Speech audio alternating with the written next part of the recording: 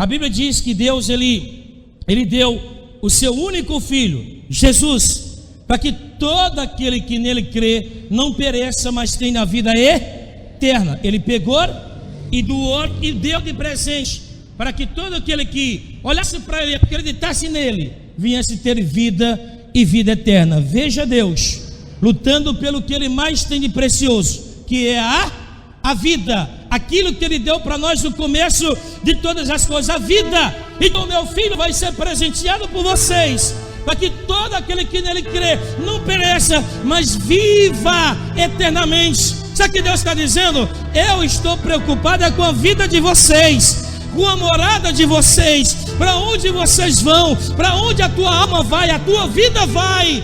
Eu quero é a tua vida, é a tua alma. E a Bíblia diz que Deus pegou esse menino chamado Jesus e ele deu para morrer por nós.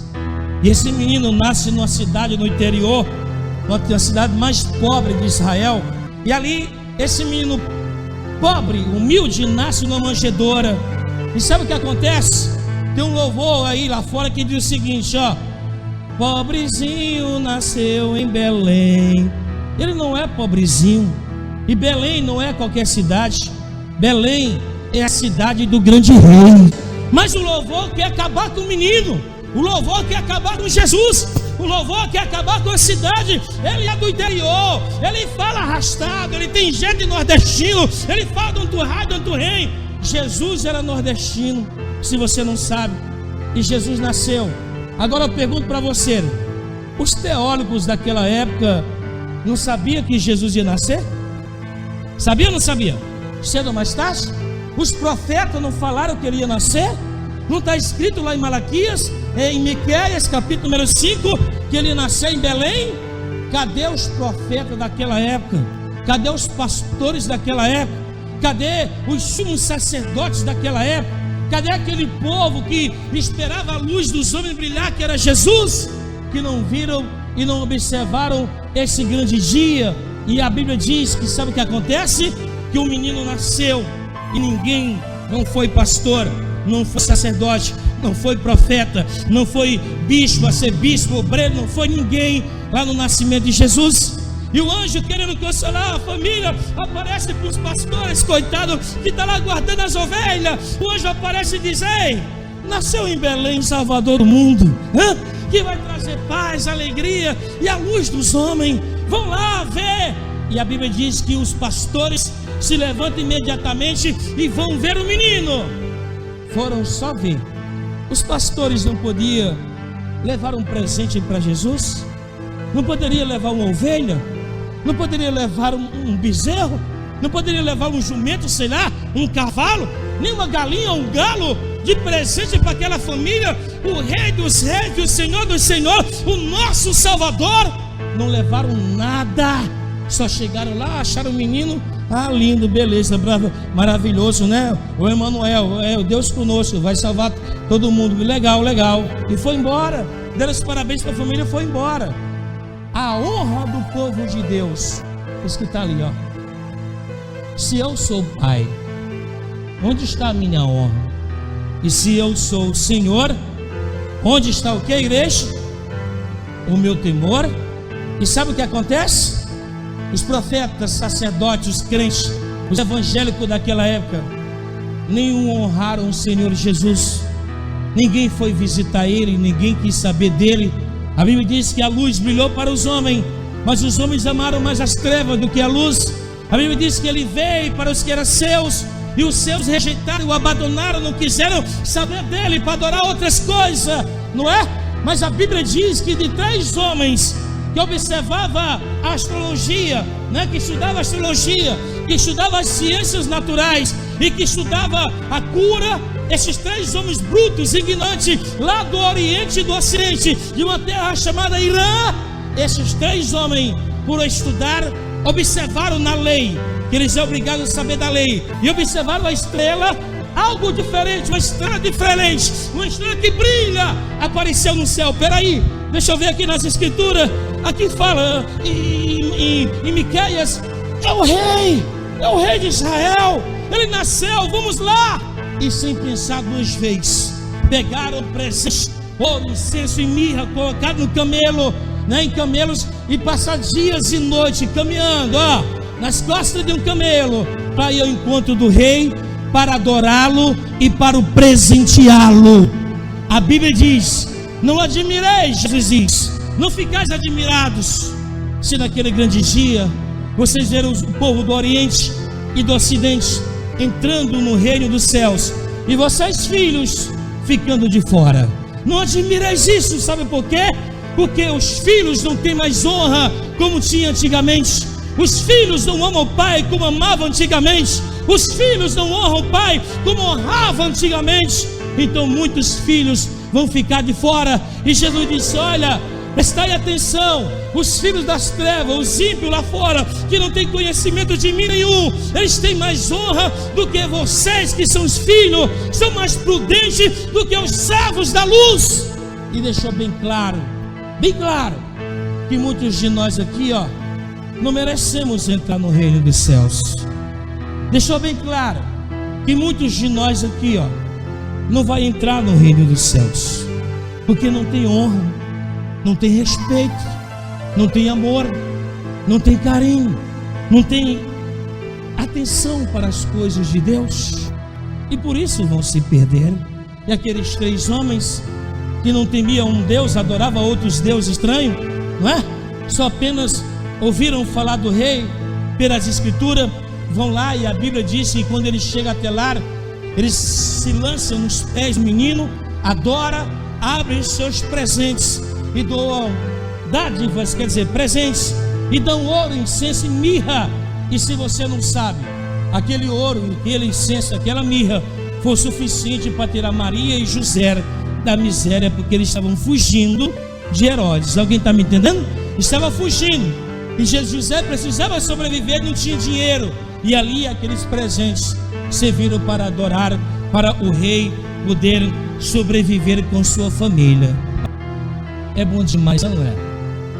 Receber presente de Deus. É bom demais quando a gente luta por uma causa e aquela causa sai.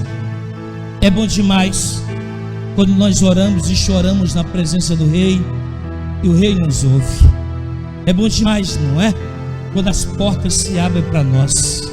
Mas como dói no coração a gente dividir aquela bênção com o nosso Deus.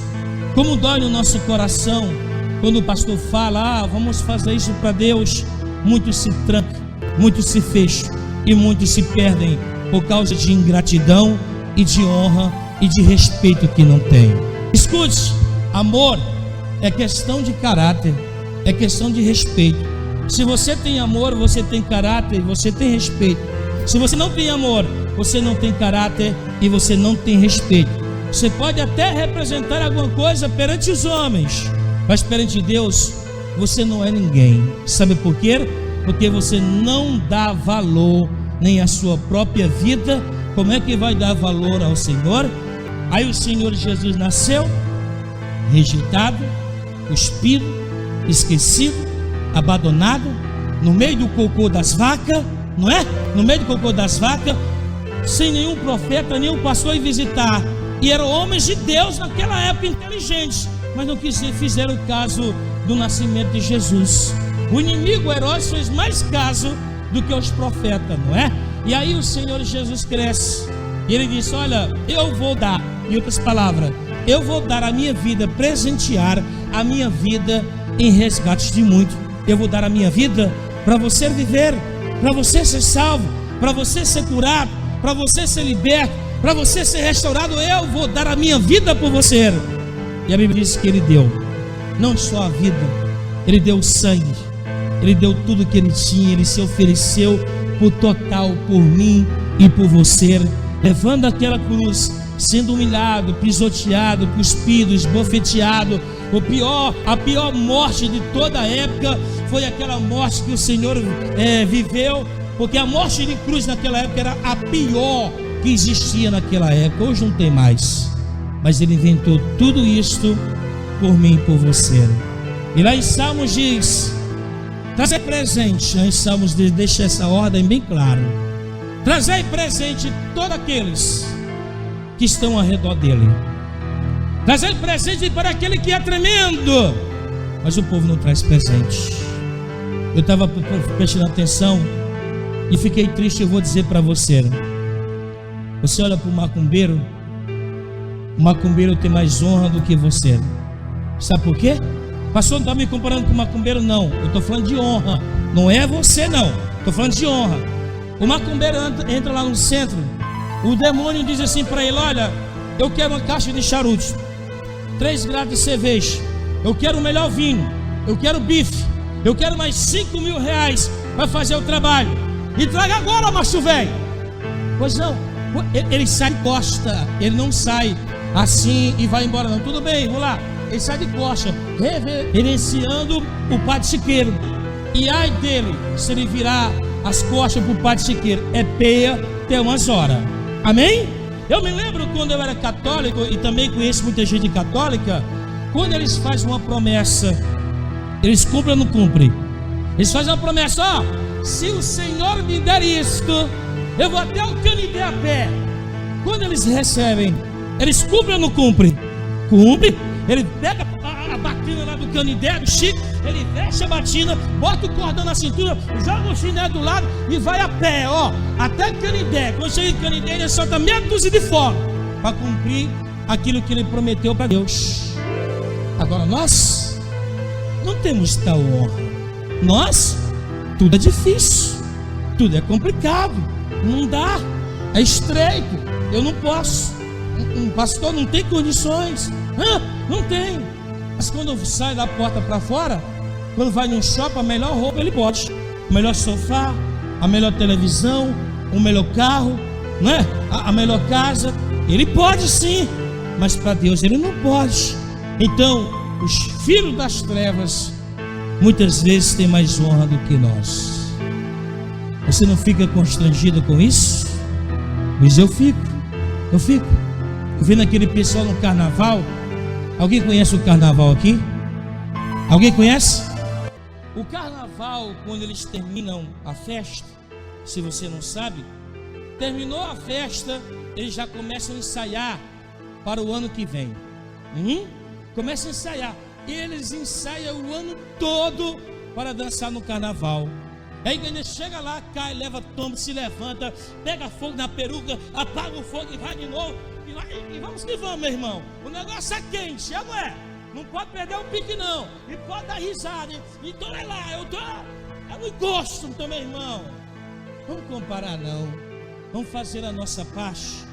Porque o que Deus quer de você é a gratidão pela vida que Ele te deu e que está dentro de você. Cuida do que é dele. A vida é minha, quem manda sou eu. Olha o dedinho aqui, ó. Na hora que Deus quiser tomar o que é dele, Ele toma. A sua vida é de Deus. E se Ele quiser acabar com ela agora, Ele acaba. Só basta Ele querer. Então a nossa vida é de... Então eu tenho que preservar, eu tenho que aperfeiçoar, eu tenho que melhorar ela, para que eu possa apresentar de volta uma vida evoluída, uma vida abençoada, uma vida arrumada, e dando para Ele de volta uma vida salva. Diga glória a Deus. Mas é o que dói em Deus? Dói em Deus quando Ele olha para o homem e o homem ele pega a sua vida e faz besteira. Ele bebe, ele fuma, ele vai para a prostituição de noite, ele trai a esposa, ele trai ela, ele trai o marido, não é? Ele vai por caminhos que não é legal. E muitos não chegam nem a 18 anos por causa das drogas, dos vícios, das mentiras, dos roubos, da enganação. Chega nem a 18 anos, o diabo vai lá e rouba o que ele tem mais de precioso. O dinheiro, pastor, não, a vida dele. A vida que Deus mais deu, que Deus mais ama, o diabo leva ele para o inferno e rouba aquilo que Deus deu. Se você não sabe, o troféu do diabo é a morte. O diabo, ele gosta de cemitério, ele gosta de beijo de estrada, ele gosta de lugares ocultos, negros. Por quê? Porque ele tem prazer na morte. Porque quando morre alguém que ele mata, ele tem prazer de estar lá mostrando para Deus que destruiu aquilo que Deus mais ama, e que aquilo que Deus mais ama agora está com ele. A morte do homem é o troféu do diabo, mas a vida do homem é a coroa de Deus. Diga glória a Deus. A vida do homem é o troféu de Deus. Então cuide dela e vamos honrar a Deus como é para honrar. Amém? Quem recebe essa mensagem? Então vamos dar uma linda salva de palmas para o Senhor Jesus.